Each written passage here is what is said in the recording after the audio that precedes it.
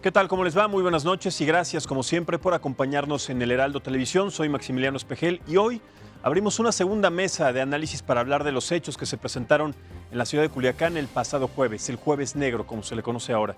Sin duda alguna, la captura y la liberación de Ovidio Guzmán, el hijo del narcotraficante Joaquín El Chapo Guzmán, ha marcado un antes y un después en el gobierno del presidente de México, Andrés Manuel López Obrador. Durante las horas de pánico y crisis que se vivió en la capital de Sinaloa, la comunicación del gobierno federal fluyó de manera lenta e incluso hubo contradicciones en las versiones que dieron las autoridades sobre la manera en que ocurrieron los hechos. Aquí, justamente, le vamos a presentar parte de estas declaraciones. A las 15:30 horas, una patrulla integrada por 30 elementos de la Guardia Nacional y Sedena se encontraba realizando un patrullaje de rutina en el fraccionamiento Tres Ríos de la ciudad de Culiacán, Sinaloa, cuando fueron agredidos desde una vivienda. No fue circunstancial, ya que se trató de una acción directa para la captura de un presunto delincuente al contar con orden de aprehensión provisional con fines de extradición emitida por un juez federal. Si el día de ayer salimos con una posición distinta, es porque teníamos una información diferente a la que fluyó en el transcurso de la noche. Y bueno, posteriormente, tras rectificar esta información, el titular de la Sedena, Luis Crescencio Sandoval, reconoció que sí hubo fallas en el operativo para la captura del hijo del Chapo.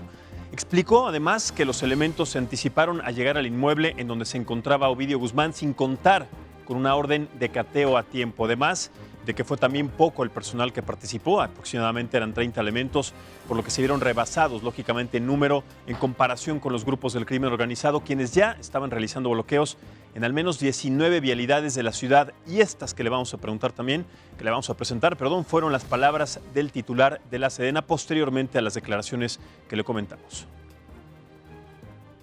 Este personal, en un afán de obtener resultados positivos, actuó de manera precipitada, con deficiente planeación, así como falta de previsión sobre las consecuencias de la intervención, omitiendo además obtener el consenso de sus mandos superiores.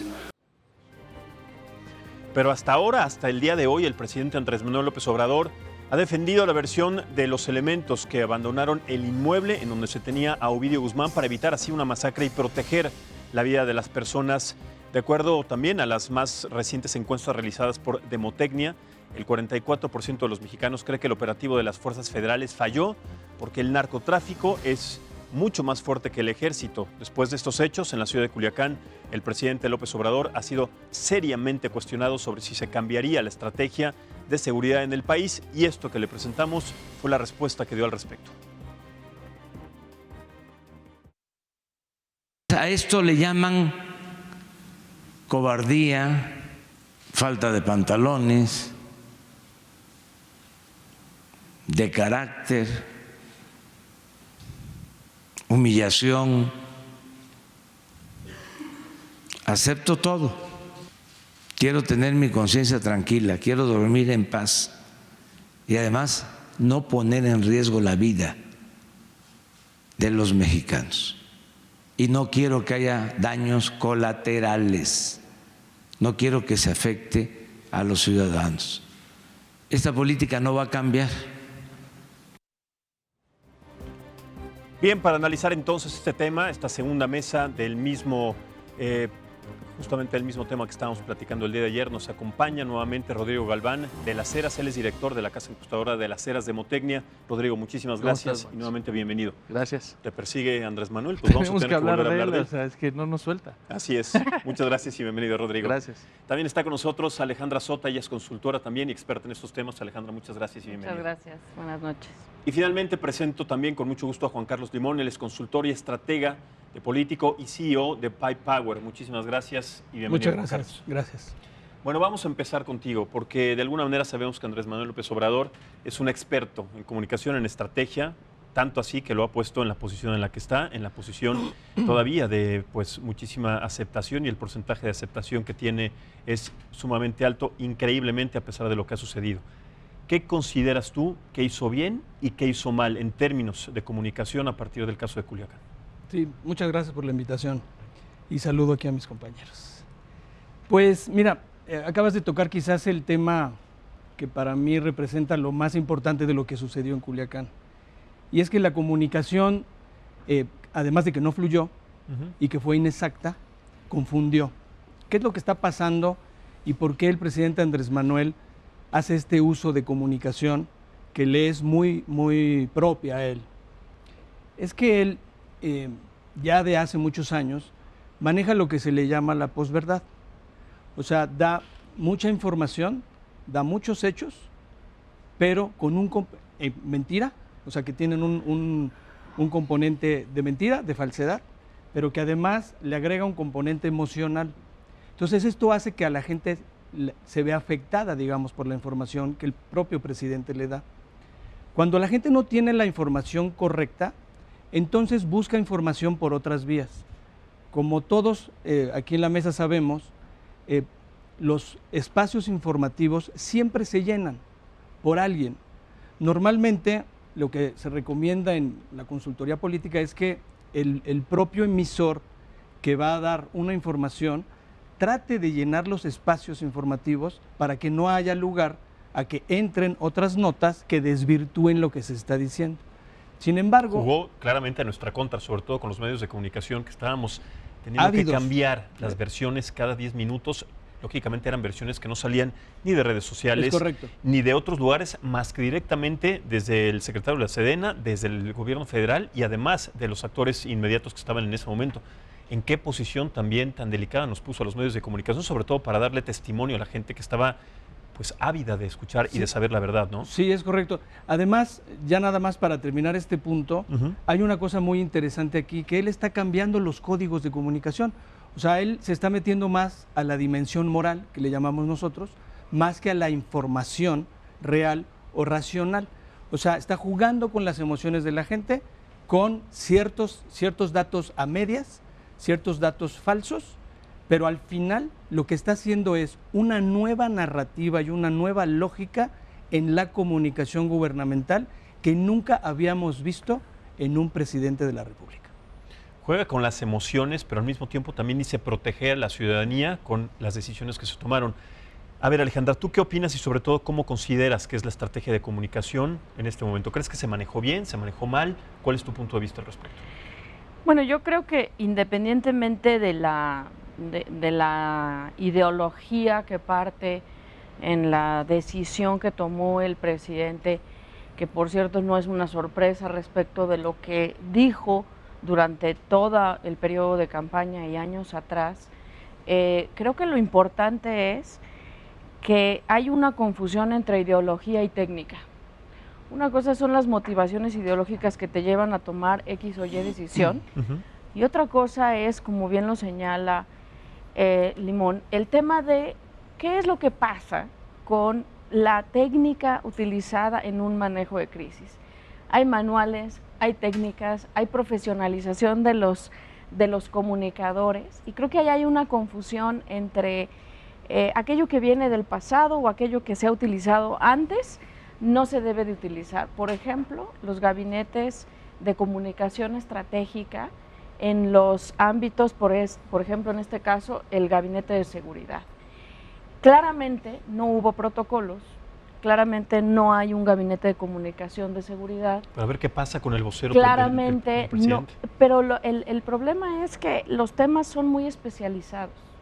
Entonces, insisto, el vocero presidencial no puede llegar al nivel de especificación técnica de lo que tiene que ver con la seguridad, y por lo tanto debiera de haber un gabinete de comunicación de seguridad como lo ha habido no solo en otros gobiernos en México, sino en otros gobiernos en otras partes del mundo, cuando la ocasión lo amerita. Correcto, eso lo que generó. Entonces, ¿qué pasa con Luis Crescencio Sandoval? Que él sí tiene una experiencia en esto y que la declaración fue totalmente fallida también, y por cierto también de Durazo. O sea, estamos hablando de estos agentes que tú mencionas que tienen la responsabilidad de comunicar a partir de su experiencia y sobre todo del puesto que están ejerciendo. Entiendo que la parte del vocero presidencial no, pero también estas partes fallaron claramente, Alejandro. Porque insisto que lo que se vio es la ausencia de protocolos. Cuando hay protocolos de comunicación, No importan las personas, importan los protocolos que se establecen. Hay una crisis que hay que hacer, para eso hay un protocolo. Hay una reunión de un gabinete de comunicación de seguridad en donde están todas las instancias de seguridad, se ponen de acuerdo, toman decisiones. ¿Quién informa en redes sociales? ¿Quién informa por comunicados de prensa? ¿Quién se comunica directamente con los directivos o los dueños de los medios? ¿Quién se comunica con la fuente de los medios de comunicación que están atendiendo el tema? ¿Cuál es la coordinación que se establece en ese instante con el gobierno del Estado, por ejemplo, para que se haga un protocolo de qué es lo que va a comunicar el Estado y qué es lo que va a comunicar el gobierno federal? Y en ese sentido, por eso insisto, que hay una confusión entre, una cosa es cuál es el rumbo de la estrategia, qué decisiones se toman de política pública, y otra, cuáles son los protocolos de comunicación que en este caso no se vieron y no se vio una comunicación profesional. Los protocolos de estrategia fallidos, los protocolos de estrategia de comunicación fallidos, los protocolos posteriores a este hecho, y me parece del presidente también y de todo su gabinete, fallidos. Estamos hablando de una actitud de total diserción y sobre todo de ocultamiento de un tema tan importante y sobre todo tan delicado. Ahora, Rodrigo, pues ni modo, ¿qué le vamos a hacer? Vamos a tener que hablar un poco de Andrés Manuel. Hay que hablarlo. Lo huyes, pero bueno, te persigue. Pero bueno, más allá de hablar de Andrés Manuel, ¿consideras que este caso puede ser el Ayotzinapa de la Cuarta Transformación? Sí, no, ¿y por qué? Sin duda es el Ayotzinapa de esta administración, hablando en términos de percepción, de aprobación, y voy a explicar por qué rápidamente. Hoy, como decías, presentamos hoy nuestra encuesta. Él presentó la suya y sus números, en donde es verdad que dice que sigue teniendo a la gente de su lado. Es cierto, nada más que nosotros veníamos de un 70% de aprobación. Si yo antes de Ayotzinapa hubiera dicho, antes de Culiacán hubiera dicho qué tan guapo es el presidente, 70% me hubiera dicho muy guapo sin ver. Hoy no, hoy hablamos de 50. Hoy hablamos de un 60% de los mexicanos que dicen que el presidente tiene responsabilidad en lo que ocurrió, por más de que él se quiso deslindar. Y me parece que eso tiene que ver, por lo que dicen Juan Carlos y Ale, no supieron cómo reaccionar, porque toda la comunicación, toda la aprobación se basaba en una sola persona, no en protocolos, no en estrategia, no en método. Hoy que falla en términos de comunicación esa persona, se rompe. ¿Por qué creo que es el parteaguas? Y con eso termino. Creo que voy a tener que usar términos, porque no encuentro otros muy chafas para estos asuntos tan delicados, pero es así. Pero bueno, coloquiales. Coloquiales, fíjate, parece que le rompieron su escudo, ¿no? Este campo de seguridad magnética que tenía, que nada le penetraba. Lo que ocurrió ahorita es que ya se lo quitaron. Si lo de los presidentes municipales, esto del gas lacrimógeno, hubiera ocurrido antes de Culiacán, la gente hubiera dicho, es que lo quieren provocar, son los malos, querían más lana para robársela, pero ocurrió después de Culiacán. Así es. Y entonces, oye, echaron gas lacrimógeno, no, eso no puede estar bien. Ya este cuate ya está otra vez, ya está enloqueciendo, y le empiezan a dar a donde él, ya empieza a penetrar los negativos. Por eso creo que eso hay Ayotzinapa. Correcto. Después de esta situación en la que yo a título personal, y yo estoy también esperando que ustedes, estaba sentado diciendo, a ver cómo va a salir de esta, porque para eso se necesita pues un control maestro de alguna manera para salir de un problema, sobre todo cuando hay un deslinde de responsabilidades y una clara flagrancia en cuanto a los términos, como decíamos, de comunicación. Si les parece, quiero compartir, porque a partir de esto me parecieron increíbles las encuestas y el resultado de las encuestas que vamos a compartir con ustedes en pantalla, porque yo de verdad sigo sin entenderlas, más allá de la aprobación. Por ejemplo, esta que tenemos aquí.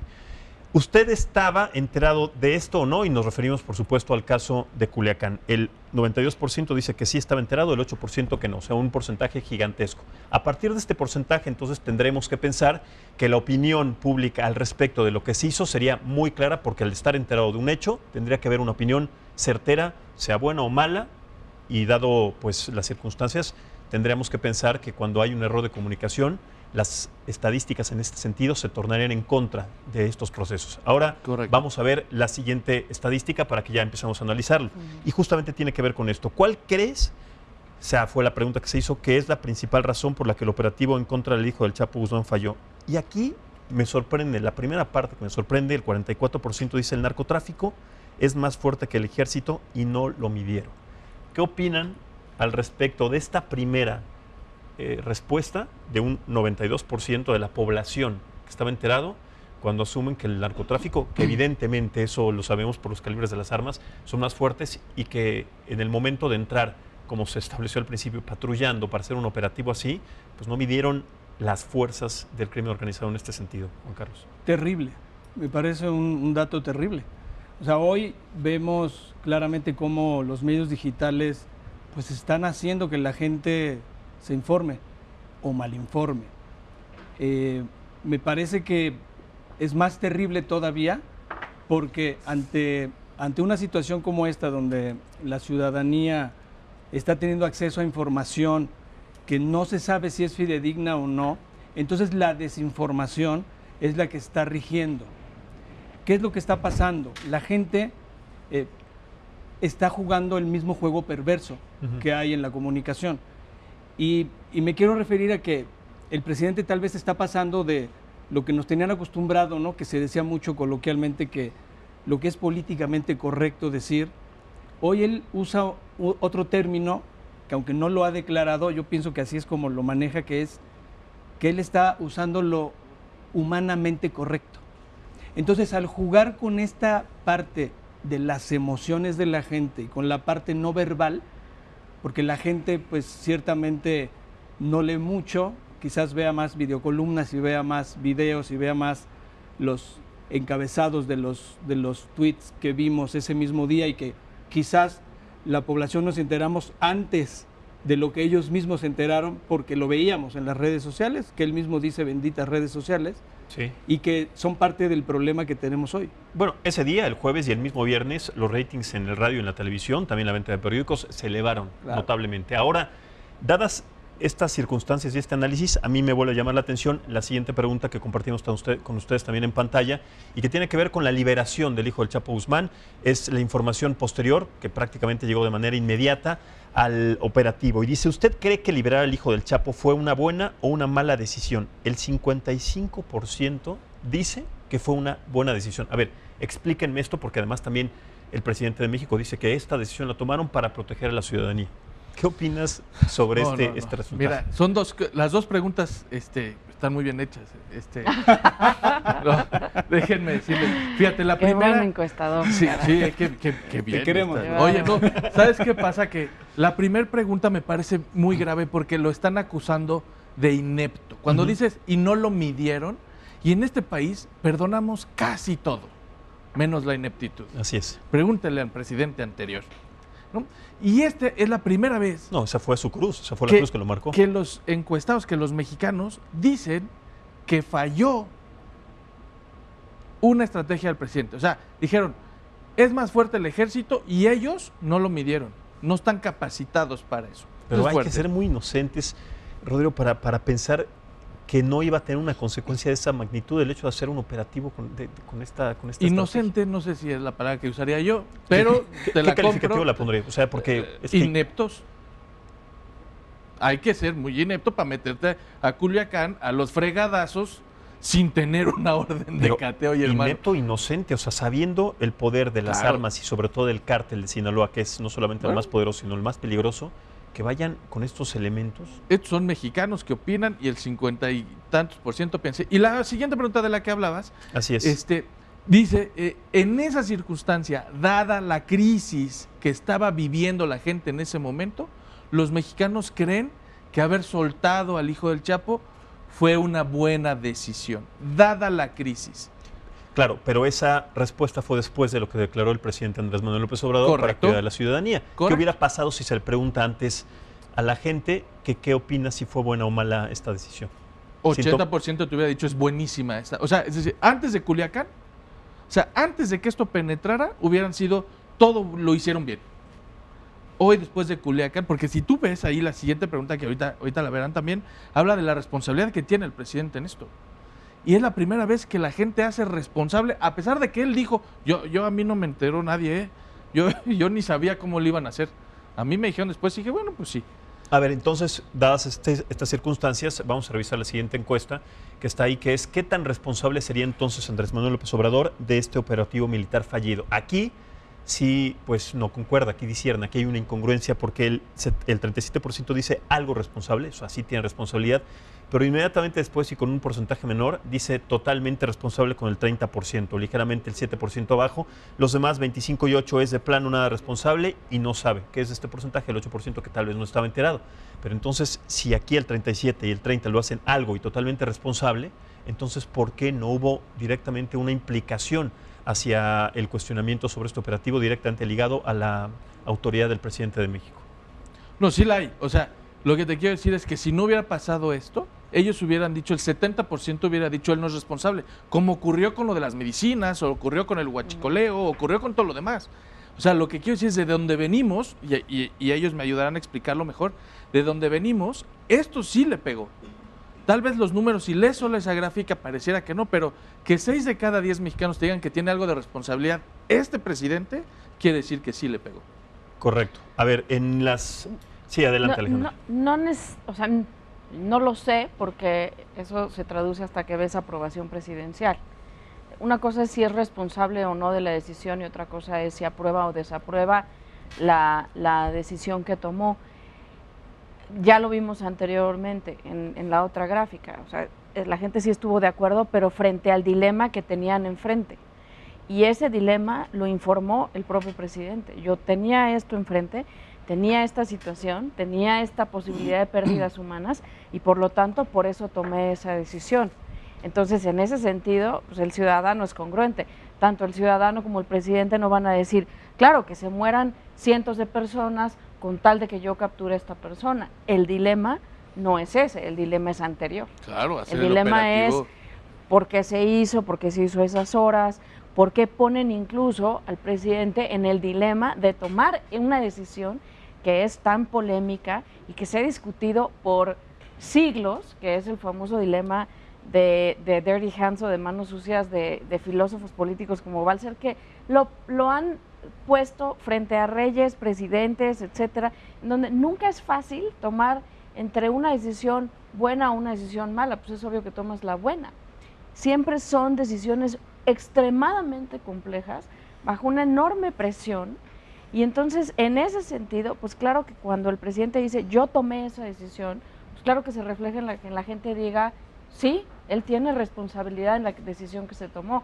Ahora, lo que es interesante saber, y Rodrigo seguramente lo sabrá o lo tendrá, es eso cómo afecta después en aprobación presidencial.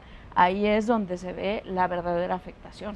Ahora lo vamos a ver porque en esta encuesta de las eras, que la verdad a mí me parece un indicativo clarísimo, Rodrigo, felicidades por este trabajo porque verdaderamente es un indicativo de lo que sucede actualmente.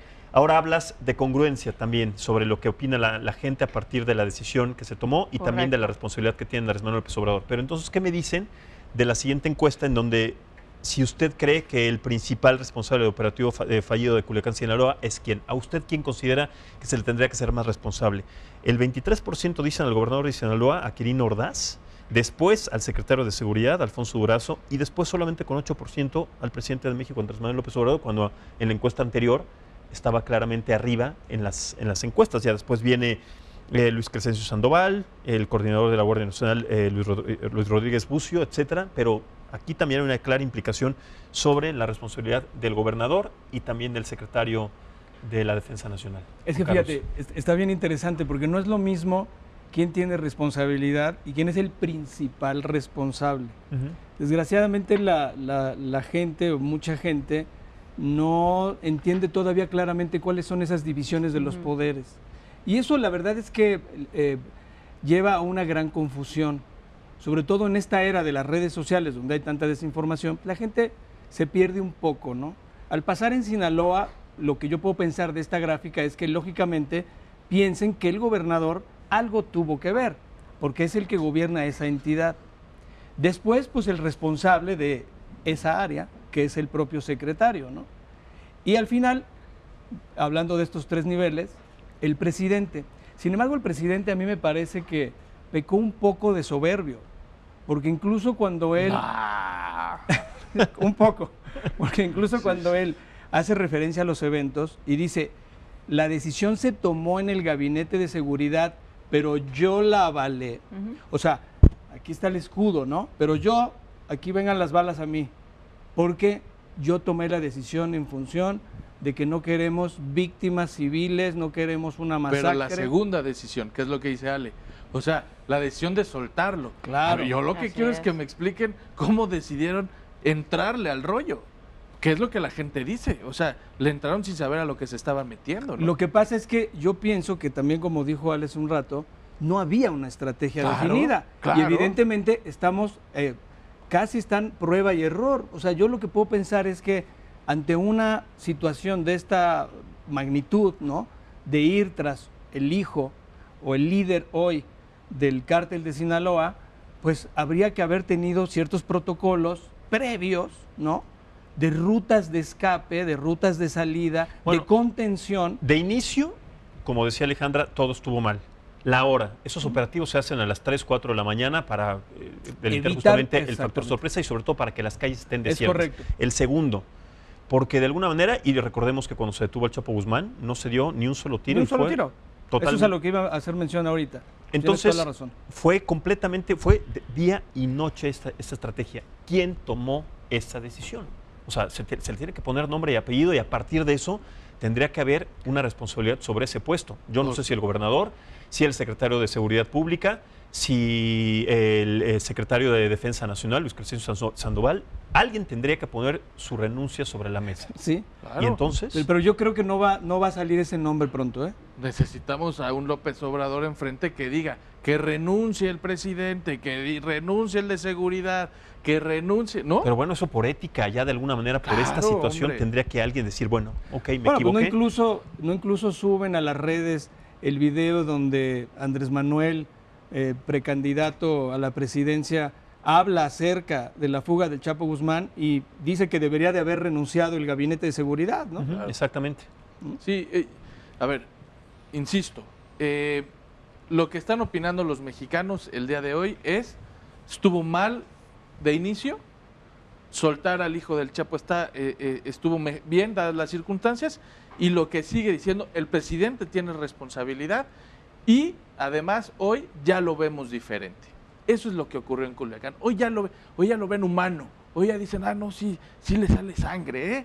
Y eso cambia en términos de comunicación, de oposición, lo cambia todo. Totalmente. Y sobre todo hay un factor también importante. Hay muchas decisiones que no han gustado a quienes no votaron por él.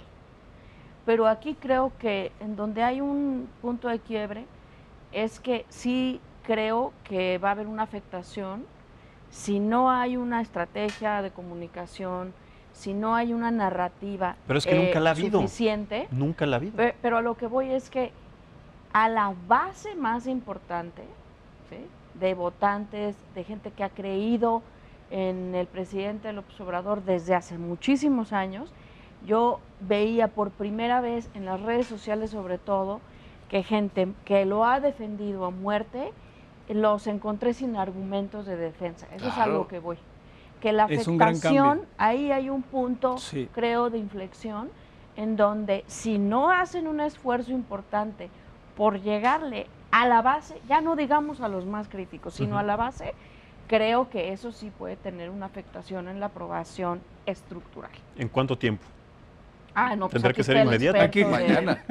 Aquí Tendría está que el- mañana, pero no ha Mañana. sucedido. O sea, No, sí ha sucedido, es lo que te decía, o sea, pasamos de un 70% de aprobación a un 50% de aprobación con este hecho. Es cierto, como dice Alejandra, tenemos que esperar a una medición como las que hacemos trimestrales, que pase todo el rollo y ver realmente El cuánto residuo, es. claro. Pero, o sea, esa parte de que... ¿pero sabes por qué lo digo, Rodrigo? Porque ¿Sí? cuando vino la crisis económica sí bajó un poco, pero volvió a subir. Sí, La crisis de seguridad, cuando vino lo de Coatzacoalcos, De cuando acuerdo. vino lo de Guanajuato, etcétera, bajó y volvió a subir otra vez. Entonces, yo espero que con las tendencias que se han mostrado con esto vuelva a suceder lo mismo. Es No. un fenómeno. no por lo que dice Ale, porque eso que vuelve a subir eran los suyos. Hoy los suyos por primera vez se quedaron sin poderle echar la culpa a nadie, porque ya lo hacen responsable. Se quedaron sin poder decir que es culpa de gobiernos anteriores, y se quedaron sin una palabra de fuchi, de guácala, porque además las redes sociales, como dice también Juan Carlos, esta vez fueron al revés. O sea, decían, ¿por qué no van a decirle a la mamá del Chapo y todos esos, acúsenlos con ella y díganles que fuchi, guácala? Y, o sea, hoy sí, la narrativa, el lenguaje que él usa, se le vino en contra, ¿eh? Totalmente. Vamos a hacer una pausa, si les parece, Juan Carlos, Alejandra, Rodrigo, para seguir platicando y analizando este tema del conflicto de Culiacán, que sigue muy fresco todavía, ya prácticamente a una semana, y además en la cuarta transformación en la administración de Andrés Manuel López Obrador, cómo es que antes y después impacta esto en su gobierno, en la estrategia de comunicación y por supuesto en la percepción de la sociedad al respecto. Vamos a hacer entonces esta pausa y continuamos en un momento más en Análisis y Debate Político.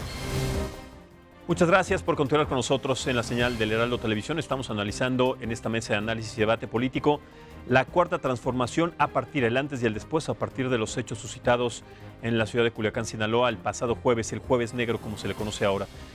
Entendiendo y nuevamente haciendo este análisis, este repaso sobre estas gráficas y este trabajo de las eras que una vez más, Rodrigo, felicidades, porque además da una claridad muy importante.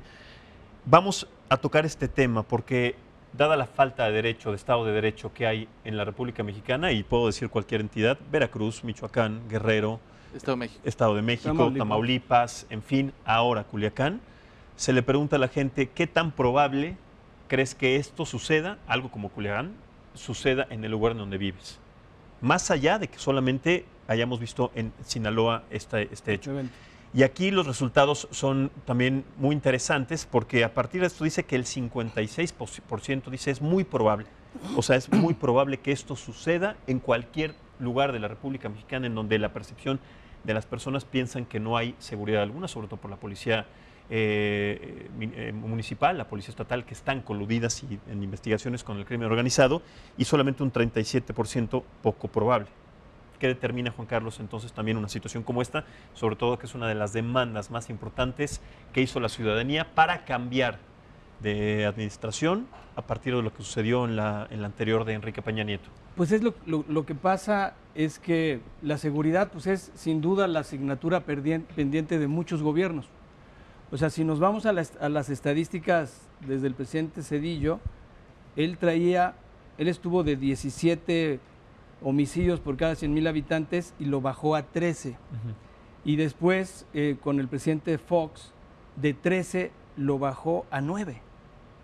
Así lo recibe el presidente Felipe Calderón, que después a él le viene una subida hasta 19 muertos por cada 100,000 habitantes, 19 homicidios dolosos.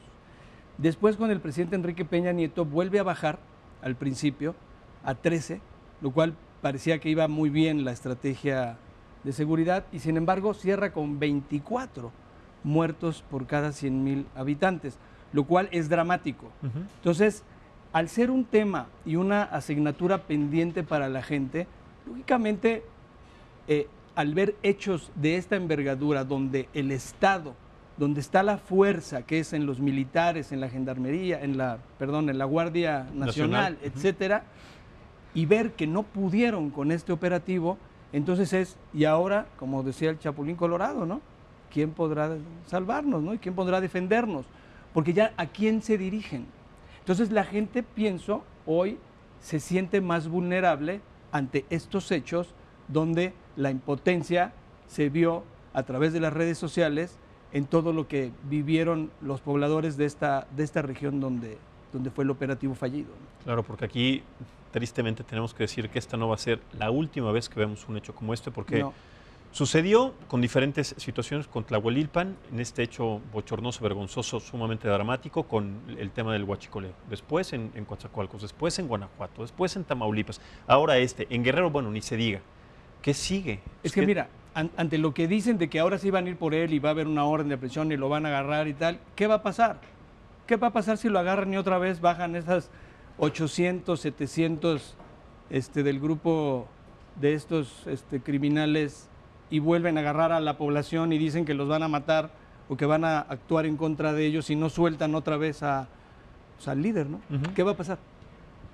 Bueno, en ese caso específico yo sí confío plenamente en la capacidad que han demostrado siempre nuestras Fuerzas Armadas y creo que la lección que deja es que evidentemente es un hecho respecto de operativos tan específicos y tan importantes como este, que no se puede repetir. Ahora, esto tiene además una dimensión adicional, que es la dimensión internacional.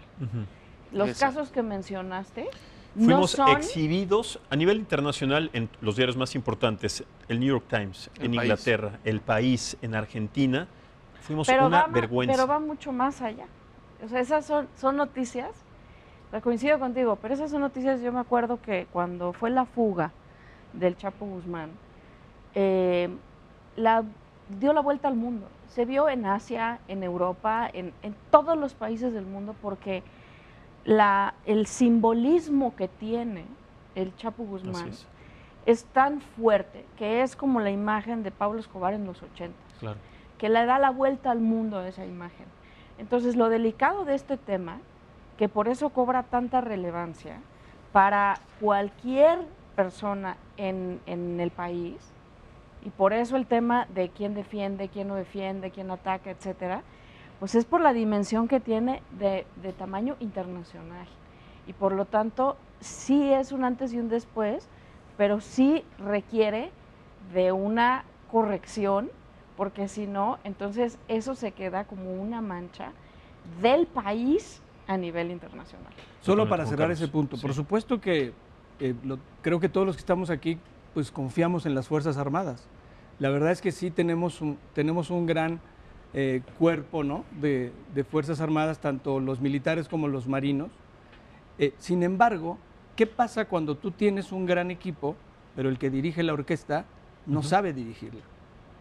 Y ahí dejaría el comentario, porque pienso que en eso es donde estribó este operativo fallido, ¿no? No es que si nuestros elementos castrenses sean buenos o sean malos, es que no hubo una estrategia que los dirigiera a llevar a cabo un operativo correctamente. No, correcto. Y a ver, revisando entonces esta última gráfica, te pregunto, exacto, esta es muy buena, porque entonces, encontrando el punto de inflexión de Andrés Manuel López Obrador y sobre la popularidad que tiene, esta última pregunta es: ¿la imagen que usted tenía del presidente mejoró o empeoró? El 52% dice mejoró.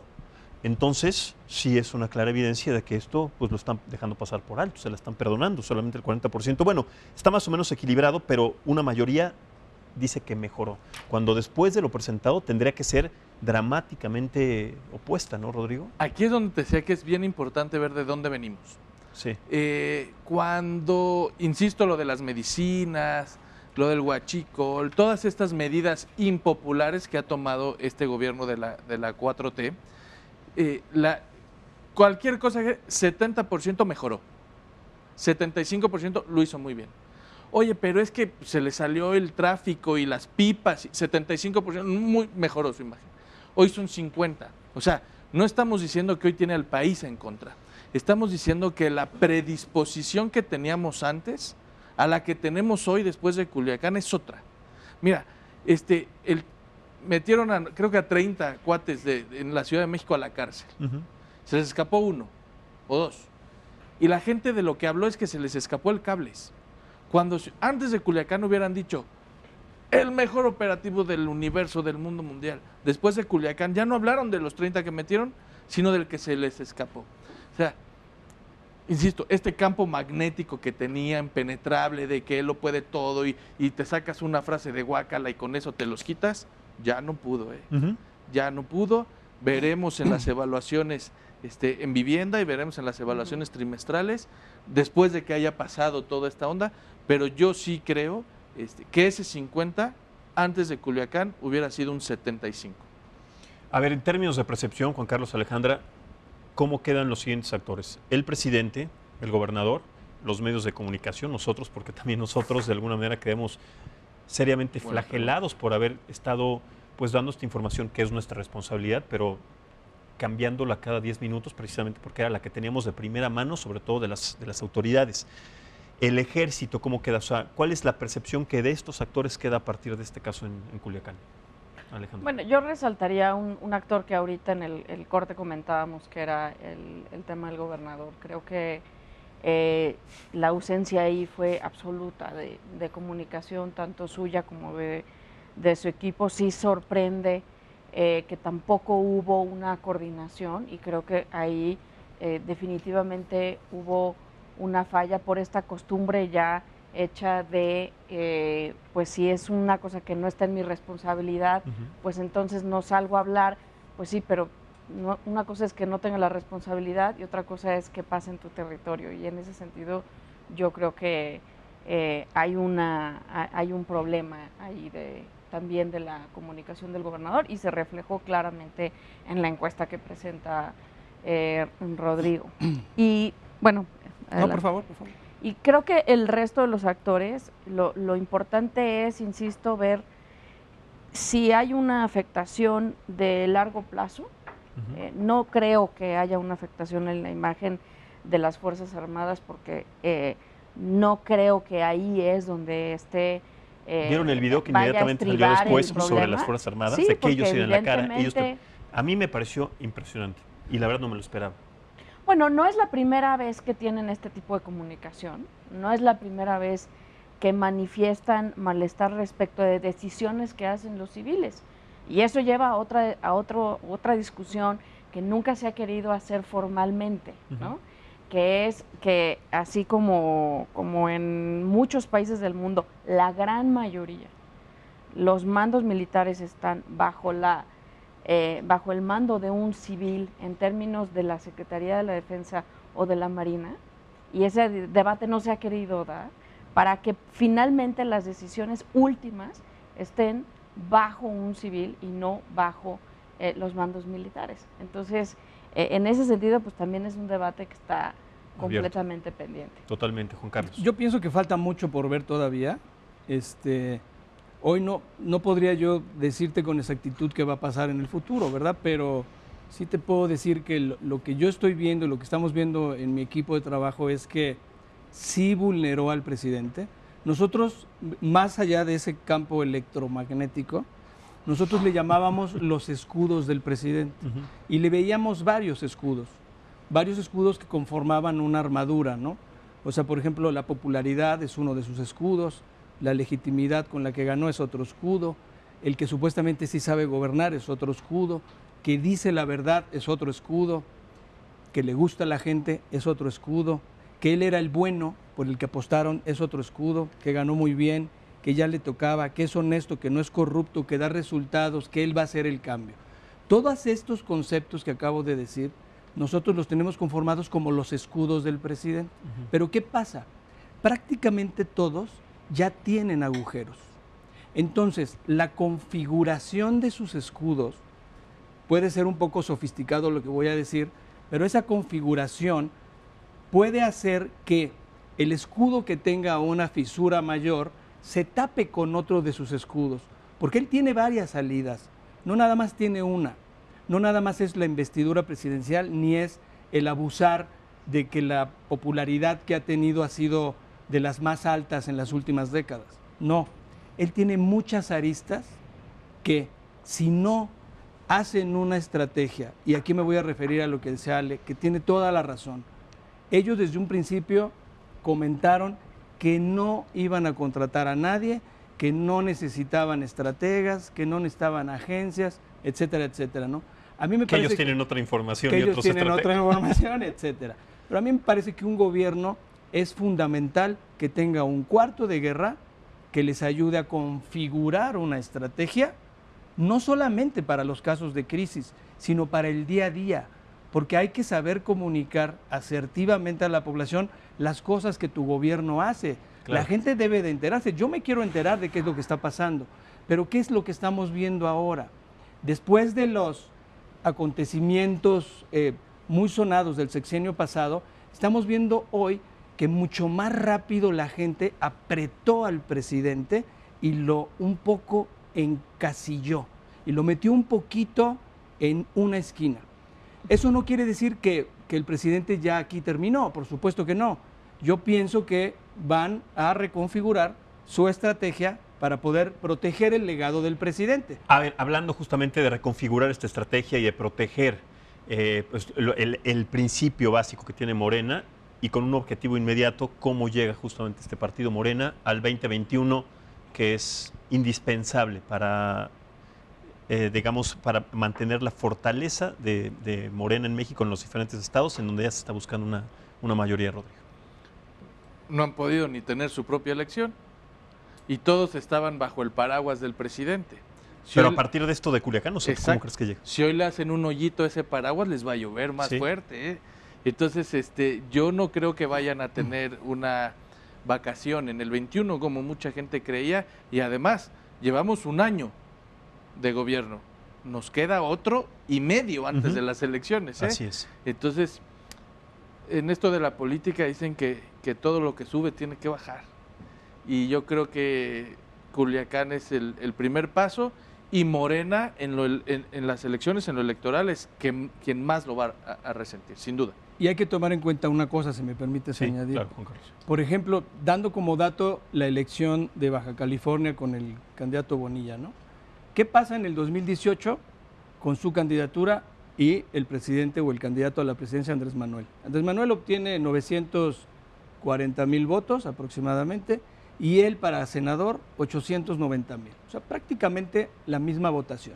¿Qué pasa después cuando viene la elección a gobernador? El propio Bonilla, que había obtenido 800, casi 90,000 votos, obtiene 460,000. O sea, al salir de la ecuación, el que arrastra la votación, se queda solito Morena con el actor en ese caso, ¿no? Yo pienso que hacia allá va el 2021. Sin embargo, también considero, y no lo quiero hacer como una premonición, porque no tengo bola de cristal, Eso.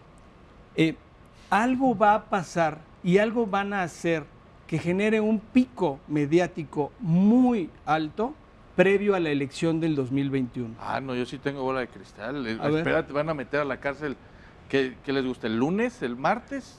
Va a haber un escándalo de corrupción, lo va a solucionar Morena, el presidente, vamos a tener un pez Esa gordo sería en la estrategia más lógica y congruente de acuerdo a lo que ha venido haciendo desde el primer día de esta administración. y O la, sea, lo peor esperamos. y la peor que podrían hacer. Claro. Pero te lo digo, o sea, ahorita ya están buscando en el costalito ese de que hablábamos que traer.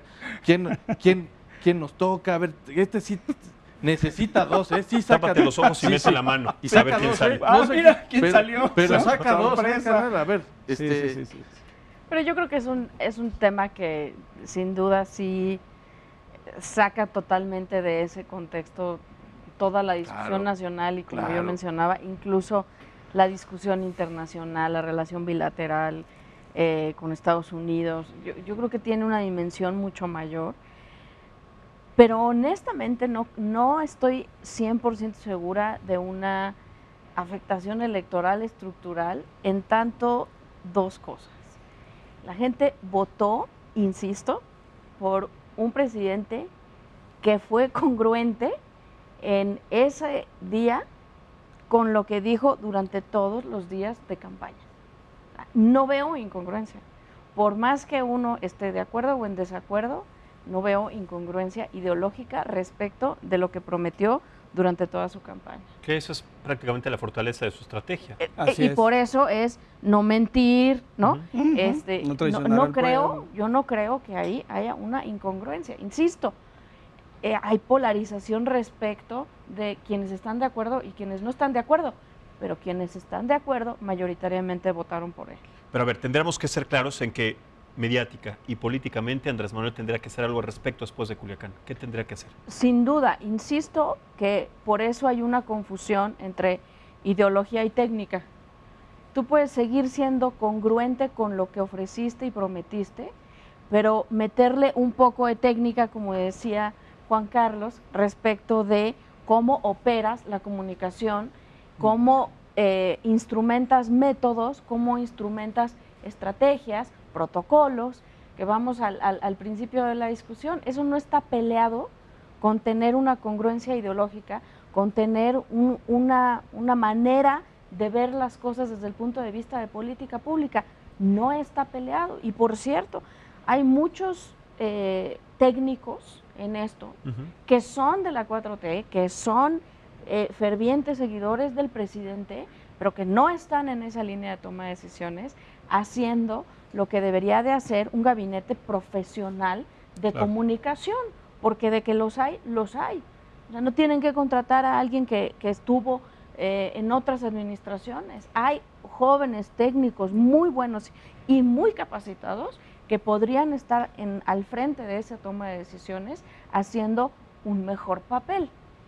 Y una cosa adicional, ¿cómo se va a modificar la intención de voto hacia ese 21? También depende de la fuerza y de la estrategia y pues también de la capacidad estratégica de una oposición que hoy pues también no está precisamente Claro.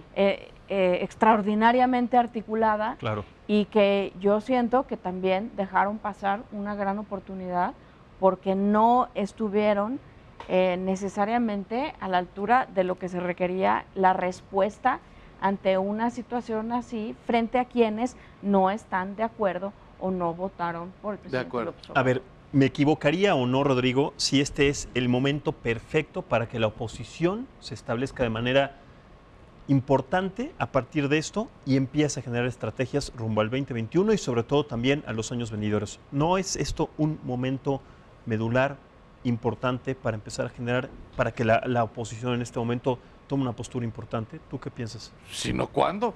O sea, si no es ahorita, Es que antes ¿cuándo? no ha habido con todas las situaciones que han pasado. Ahora Sí. tendrían que ser inteligentes o tendrían que Claro. ser...